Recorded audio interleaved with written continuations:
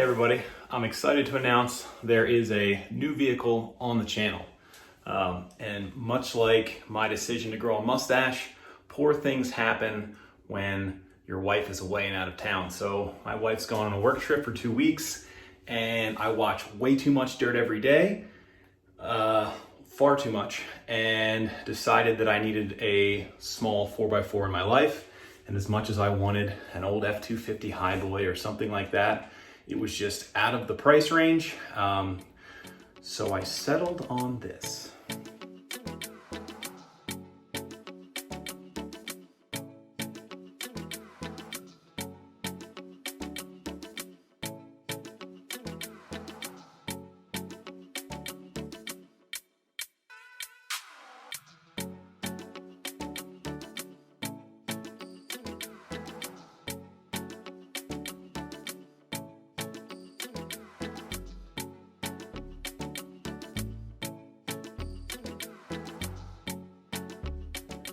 So at first glance, depending on your background, this may not seem like a terrible decision.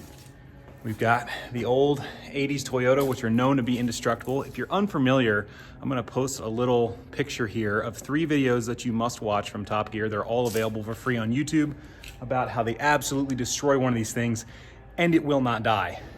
Like I said, you know, at first glance, maybe not a terrible purchase, right? Because we've got the rugged first generation, third, whatever you want to call it, 80s Toyota pickup, 22R engine, 33-inch tall tires, leaf spring front and rear suspension, 437 gears. Obviously it's 4-wheel drive and kind of cool.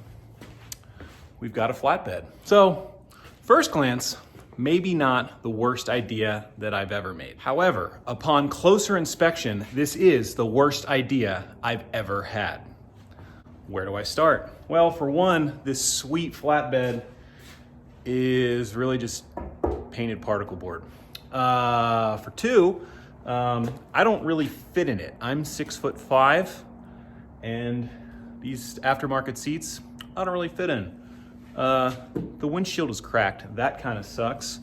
And this 22R engine decided it wanted to run for about 30 seconds at a time and wanted to die on me, so I had to push it back into the garage by myself, so that was fun. Since getting it off the trailer, it's already broke down on me once, and when I tried to lock the doors, this happened. So, was about to leave for dinner, and I was like, oh, let me just get these doors to lock so no one steals my new prized possession. Put the key in, turn the lock, went to pull it out, wouldn't come out. Basically had to undo the door pad and come over here, and now I get to understand how locks work, how to take every single little bit of this thing apart, and there we go. So we're not off to a good start. What I've determined are the major issues right off the bat were basically it would start, and the previous owner said it would start, it would run until it warmed up, and then it would shut off, which is just odd. And it ran fine. I drove it around the block, obviously drove it on the trailer, no issues.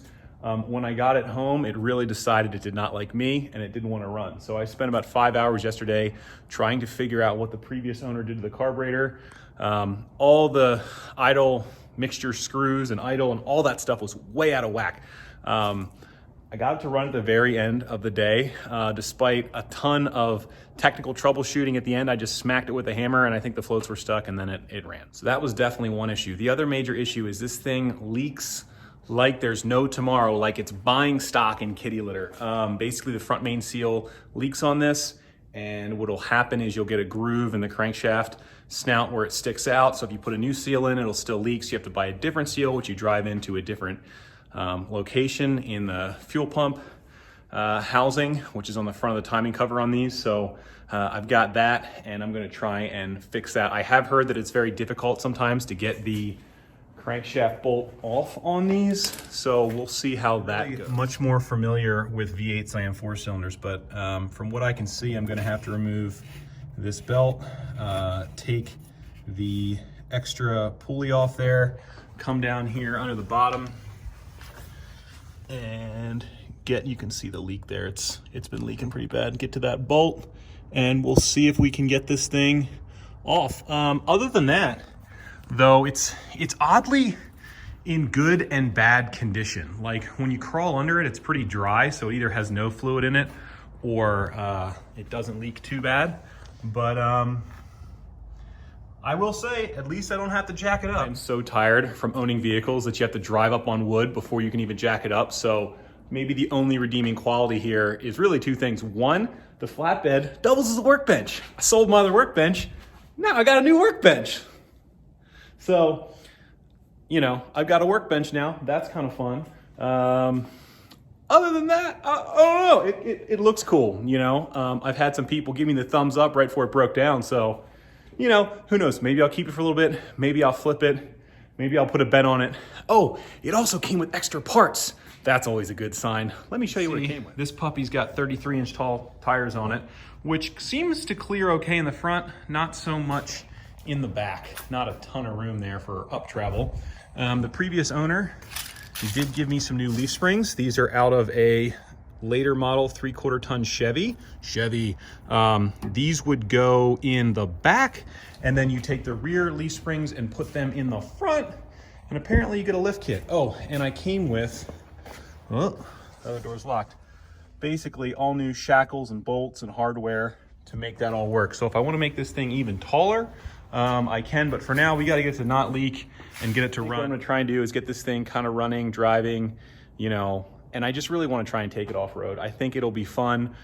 These things only made like 85 horsepower, so you're not going to be driving at freeway speeds, especially here in Utah where you get out on the open road, it's 80 miles an hour. So pretty much I think what's going to happen with this is try and do some local wheeling around me. And if I can't do that, if I want to go down to like Moab or like Southern Utah or something, just throw it on a trailer.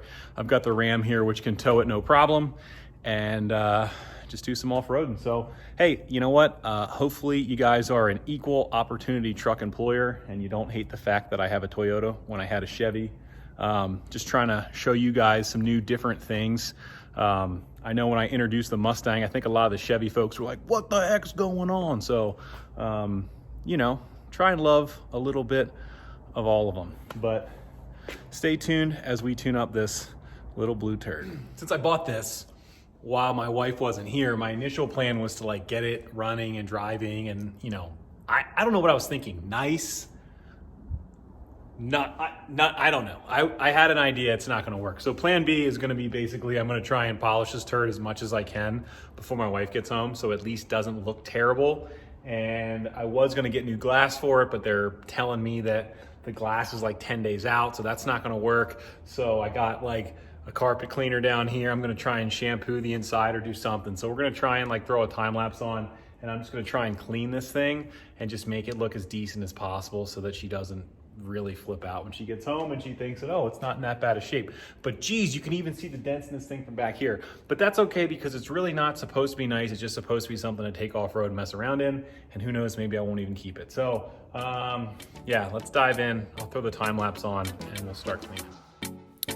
So I started diving into the interior. So it had those seat covers on it, and to my surprise, when I removed the seat covers, the seats weren't in that bad of shape. They were just very dirty. So I made the decision to pull the seats both out, pull the carpeting out. I didn't pull the jute pad out, kind of stopped there, but try to vacuum, try to clean off the dash, the steering wheel as best I could. There was definitely some hackery to be found from the previous owner, but I think in the end, I did make it look a little bit better.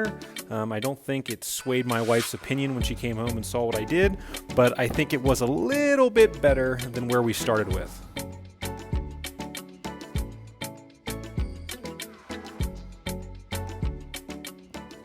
Okay, so here are the results of my, couple hours of work here. So obviously the interior is not spotless. Before though, this was covered with some really dark, dingy brown dirt. The passenger side seat came out pretty well. It's not in too bad a shape. I cleaned up the steering wheel a little bit. I cleaned up the dash. Basically this, you have to excuse, I've got a ton of Vaseline on my hands right now because it's so dry out here. But the previous owner had put screws to hold the dash in, which totally sucks. You can get replacement clips and that would have held it in much better, but At some point, I may need to replace the carpet. It's about $100, but for now, I just want to see if I can get this thing driving. So I'm going to leave the carpet kind of how it is. It definitely is a little bit cleaner, but by no means, you know, fantastic. But at least I don't feel like I'm going to get some kind of scurvy from being in here. So here's where we're at with everything. So basically, I got it cleaned like you just saw. I did attack the front main seal, and I was able to get a new front main seal. Actually, the previous owner supplied that when he sold me the truck. I got a new oil pump gasket, replaced all that, cleaned that all up. I'll show you a picture, a little video clip here in a second. I think that came out pretty good. Unfortunately, once I got it, you know, driving around again, I found out that it was leaking a second time.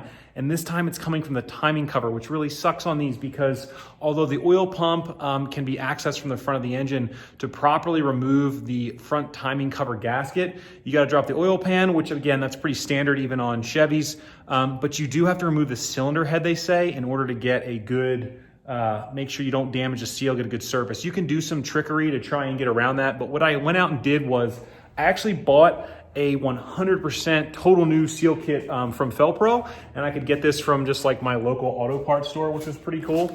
So let me show you that here. So basically bought this guy right here. The part number on this is KS2807.